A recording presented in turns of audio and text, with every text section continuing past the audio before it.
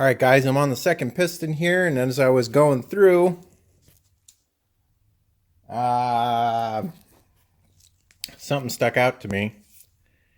I figured out the reason there was blowby. Look at this piston ring. There's the reason for all the blowby right there. That would create a tremendous amount of oil blowing past the rings. So, mystery solved on that one. Let's keep this rotating assembly build going.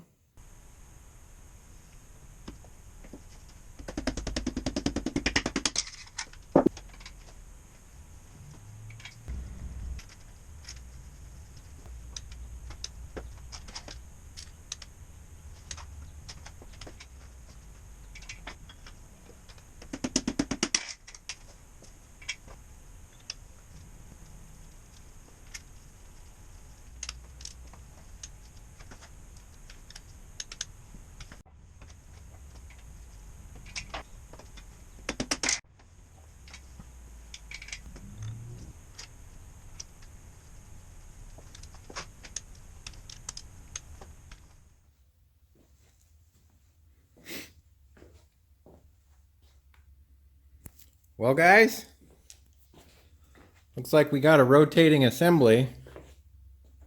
Check this out.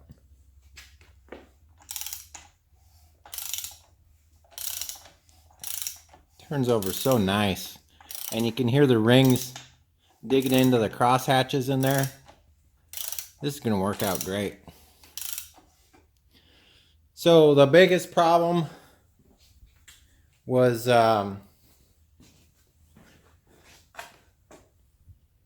this guy right here. Cylinder number 2 had the ring that was cracked and destroyed.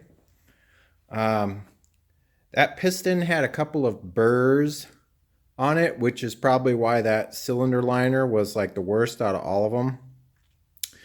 I took a diamond fit file. Let's see if I can find them here. So yeah, I took a I have these diamond files that I use for piston rings and all kinds of other stuff. But what I did on that piston where that piston ring blew apart is I took this 600 grit file and just kind of went over the rough spots on that ringland, because it was the second ringland that had a couple burrs on it. But I was able to get them all out and use some feeler gauges to see if it was within tolerance, and it was. Also, you may have noticed the when we're doing the time lapse there, the plastic gauge. So I was using the plastic gauge here to check the main bearings. I wanted to make sure that they were in fact standard bearings, and they were. And they fell within tolerance to, I think it was 20 thousandths. So if you look at the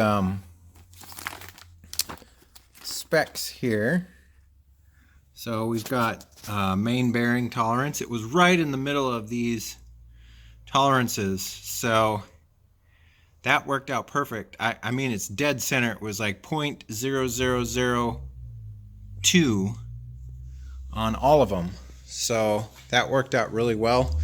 I reused the rod bearings, because the rod bearings just had normal wear on them and none of them were scarred up or had heat marks or anything like that on them. So I'm going to just go with those.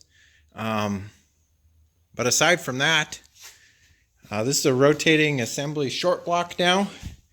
And the next episode you'll see I've got to do a little bit more research on the assembly order and whatnot.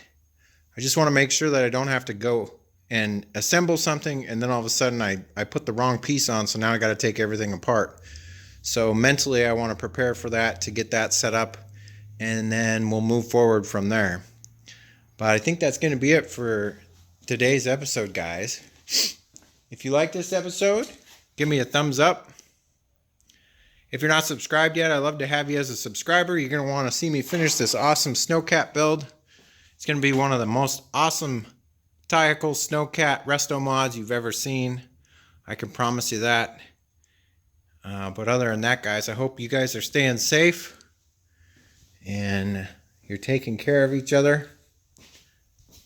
Other than that, I'll catch you next time. See you later. Bye-bye.